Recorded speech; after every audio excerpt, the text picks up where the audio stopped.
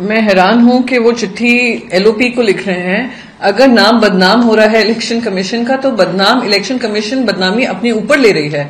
अगर ज्ञानेश कुमार जी जो बार बार आकर एक स्क्रिप्ट पढ़ते हैं, रटी रटाई स्क्रिप्ट पढ़ते हैं जो भारतीय जनता पार्टी के हेडक्वार्टर से आती है, तो उसमें इलेक्शन कमीशन की बदनामी किसकी तरफ से हुई? वो हमारी तरफ से नहीं हुई। हम कुछ सवाल पूछ रहे हैं और ये सवाल आज देश की जनता के भी मन में है कि चाहे वो ईवीएम हो, चाहे वो वोटिंग के रिकॉर्ड्स हो, चाहे वो एसआर की प्रक्रिया हो, या वो शॉर्ट रिवीजन हो जो असम में हो रहा है, कहीं कहीं एसआईआर हो रहा है, कहीं इनका दूसरा रिवीजन हो रहा है। तो सवाल जनता पूछ रही है कि जो हमारे वोटिंग का राइट है, क्या उसका हनन हो रहा है, क्या काटछाट हो रही है, और भारतीय जनता पार्टी और उनके एलाइज से प्रायोजित ये काम हो रहा है।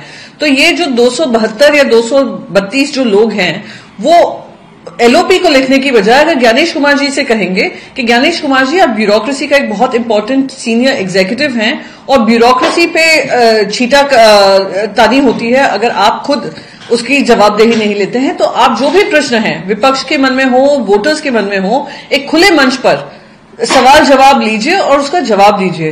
तथ्यों के साथ पेश किए गए रिकॉर्ड्स हैं, अगर उस रिकॉर्ड्स में कोई कमी है तो आप जनता के सामने पेश होइए, जनता दरबार लगाइए और जनता को कन्विंस करिए कि जो आज इलेक्शन कमीशन कर रही है वो बिल्कुल सही कर रही है। इलेक्शन कमीशन ये भी जवाब दे कि जब आम आदमी पार्टी जब एक महिलाओं के लिए एक निधि देने की उन्होंने राशि तय की थी, उसमें इलेक्शन कमीशन दखलंदाजी देकर उसको बाकायदा रोका था। और वही जब बिहार में चुनाव के बीचों बीच हो रहा है, मॉडल कोड ऑफ कंडक्ट जारी है, तब आप वो पैसे महिलाओं के अकाउंट में डाल रहे हो और इलेक्शन कमीशन कहीं और देख लेती है, तो सवाल जनता के मन में आता है। तो बस यही है कि अगर किसी को अंडरमाइन करने की कोशिश हो रही है, अंडरमाइन करने की कोशिश नहीं की जा रही है, हमारे मन में सवाल हैं वो पूछे जा रहे हैं। अंडरमाइन अगर कोई कर रहा है पूरे इंस्टीट्यूशंस को, सारी एजेंसीज को, वो खुद इलेक्शन कमीशन है।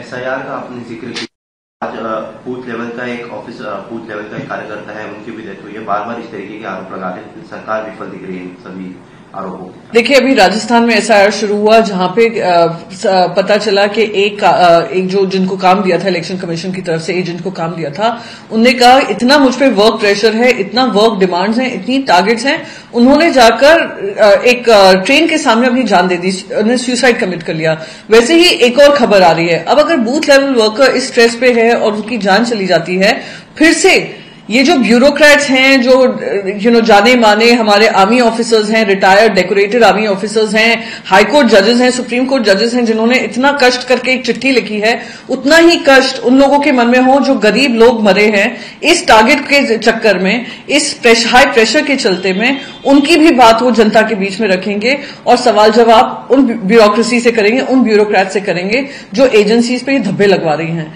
तो हाँ, ये सवाल जरूर मन में आता है कि ऐसा क्यों है कि जो एसआईआर का पूरा काम चल रहा है उसके अंतर्गत जो एजेंट्स काम पे लगाए गए हैं वो इस तरीके के प्रेशर में है। ऐसा क्या प्रेशर है, ऐसा क्या टारगेट उनके हाथ में दिया गया है? महाराष्ट्र की राजनीति की बात करें, पार्थ पवार के ऊपर कुछ दिनों पहले एलिगेशन लगे थे जमीन घोटाले मामले में। अब जो उस पर जांच की रिपोर्ट आई है उसमें ये दिख रहा है कि पार्थ पवार का नाम नहीं है। इससे पहले अजित पवार के ऊपर आरोप लगे थे, उसमें भी क्लीन चिट मिल गई थी अजित पवार को। अब पार्थ पवार का नाम इस तरीके से आ गया। देखिए, जो भारतीय जनता पार्टी के साथ जुड़ता है वो गंगा नहा लेता है, वो वॉशिंग मशीन में धुल जाता है। अब तो ये यकीन होता चला जा रहा है। अजीत पवार जी के लिए कहा गया था चक्की पीसिंग, चक्की पीसिंग, चक्की पीसिंग, ये कहा गया था 70,000 करोड़ का घोटाला किया है। जैसे ही उन्होंने हाथ मिलाया भारतीय जनता पार्टी के साथ, सब कुछ भूल गए, फाइल्स पे धराधर सिग्नेचर हो गया, वो बाइज्जत बरी हो गए, कोई उनपे केस नहीं है। उनपे ही क्या, उनके सारे जो भी सीनियर लीडर्स हैं जिन जिन पे केसेस थे, सबको मैं मानती हूं उनको जो भी केसेस थे उनको डीप फ्रीज में डाल दिया। अब ये तो एकदम लाडला पुत्र की तरह, एक लाडली बहन है, एक लाडला पुत्र है। लाडला पुत्र अपने आप को इतना गैर जिम्मेदार है कि वो जाकर सरकारी लैंड खरीद लेता है, पर वो कहता है मुझे तो पता ही नहीं था सरकारी लैंड है। और स्टैंप ड्यूटी वेव ऑफ हो जाती है, वो कहते हैं मुझे पता ही नहीं स्टैंप ड्यूटी क्यों वेव हो गई, तो वेव ऑफ हो गई।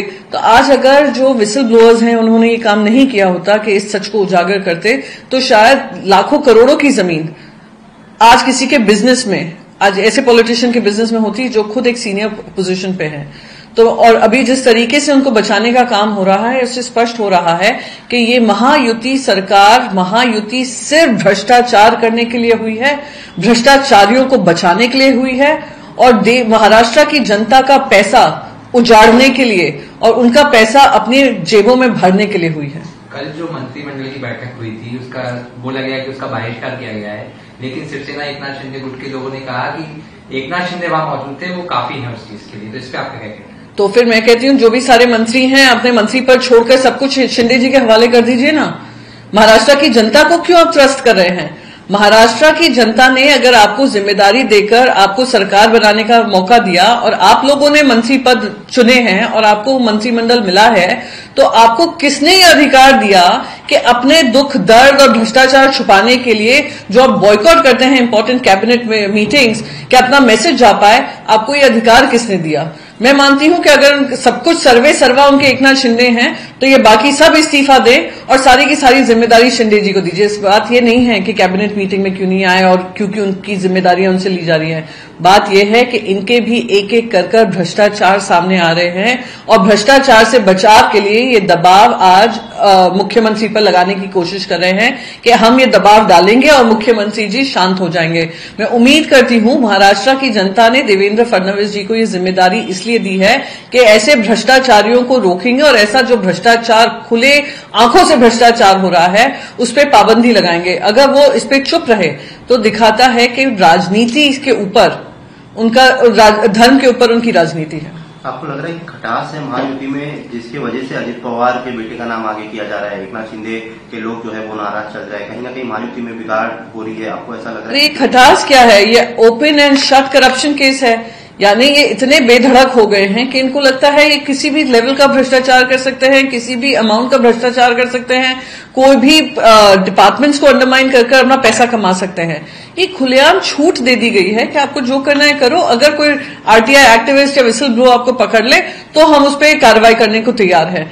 अभी तक सबको पता है कि वो बिजनेस किसका था, वो बिजनेस के लैंड किसके डीलिंग थी, वो स्टैंप ड्यूटी वेवर किस वजह से हुआ था, पर थोड़ा सा बहका हुआ उनका बेटा और लाडला मेरा बेटा कर उनको बचाव किया जा रहा है। बहुत ही शर्मनाक है और मैं यही कहूंगी कि पूरी की पूरी सरकार जो है भ्रष्ट है और क्योंकि तीनों में तालमेल नहीं है वो एक दूसरे की फाइल खोलने में लगे हैं, ना कि महाराष्ट्र की जनता को जो वादे किए थे उसको पूरा करने में। मैम, बाबर सिद्दीकी में लाया गया है, उनको दोबारा से इस पूरे मामले में जांच होगी, कैसे देख रहे हैं? जो सत्ताधारी पार्टी है वो ये कह रहे हैं कि इसके पहले भी हमने जिन्होंने फ्रॉड किया है उसको हमने नहीं छोड़ा, तो इस मामले में प्रधानमंत्री के नेतृत्व में हम किसी को नहीं छोड़ेंगे जिन्होंने फ्रॉड किया है, गलत काम किया। सबसे पहले तो मैं बता दूं, अनमोल बिश्नोई यूएस गवर्नमेंट जो इलीगल इमिग्रेंट्स हैं उनको जो लगातार भेज रहा है, हथकड़ियां लगा कर भेज रहा है, जिसका हमने विरोध भी किया था कि आम जनता जो हमारे गरीब लोग यहां से, क्योंकि इनके पास और कोई चारा नहीं था, वहां पे चले गए। उसी में एक अनमोल बिश्नोई, एक गुंडा, उसी का हवाला देकर वहां पे भागा था। आज उसका भाई साबरमती जेल में है। साबरमती जेल से उनको इस पर्टिकुलर केस में, बाबर सिद्दीकी के केस में, उनको इंटरोगेशन करने नहीं दिया गया है। इन्हीं की सरकार ने, केंद्र सरकार ने मना कर दिया था जब मुंबई पुलिस ने कहा कि इन्वेस्टिगेशन से के लिए हमें लॉरेंस बिश्नोई से बात करनी है। अब अनमोल बिश्नोई उन इलीगल इमिग्रेंट्स के साथ आ रहे हैं जो यूएस गवर्नमेंट उनको एक्स्ट्राडाइट कर रही है। ये इंडियन गवर्नमेंट की कोई मेहनत नहीं है।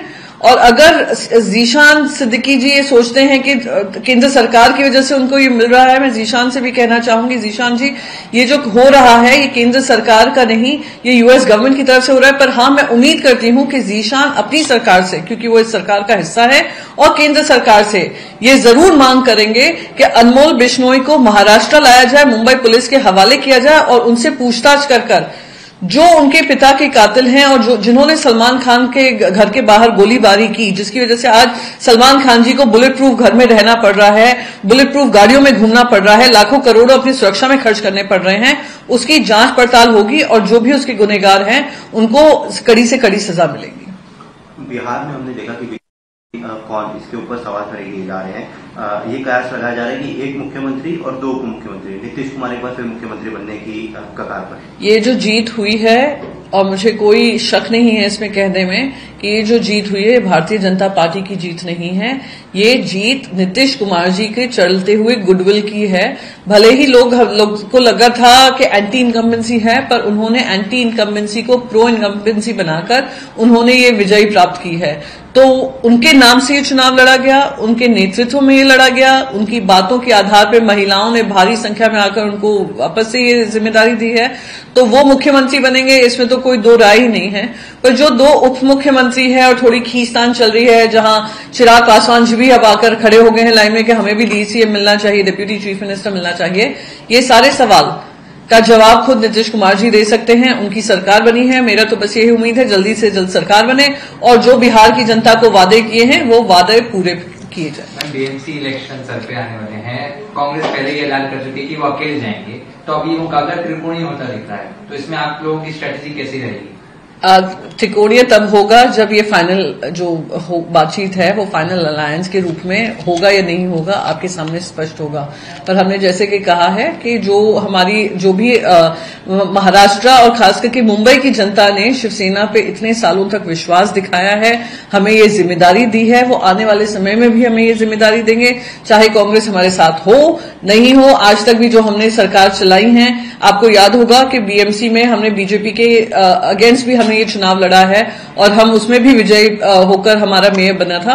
और ऐसे ही उसी स्पिरिट में, जनता की सेवा की स्पिरिट में, समाजकरण की स्पिरिट में हम लोग ये चुनाव लड़ेंगे और उसमें विजयी होंगे। आरएसएस प्रमुख जो है उनका एक बयान है, अगर कोई यहाँ पर जन्म लेता है या अगर कोई भारत में आता है तो भारत को एक अलग से हिंदू राष्ट्र का क्लैरिफिकेशन नहीं देना चाहिए, क्योंकि भारत ऑलरेडी हिंदू राष्ट्र है। सुनकर देखिए, हिंदुस्तान के नाम से तो जाना ही जाता है भारत, और जो हमारी संख्या है, मेजॉरिटी जो है, हम हिंदू ही हैं, तो बार बार क्योंकि हमने एक सेक्युलर कॉन्स्टिट्यूशन अडॉप्ट किया है, हमारी जिम्मेदारी है कि हम सभी एक साथ मिलकर काम करें।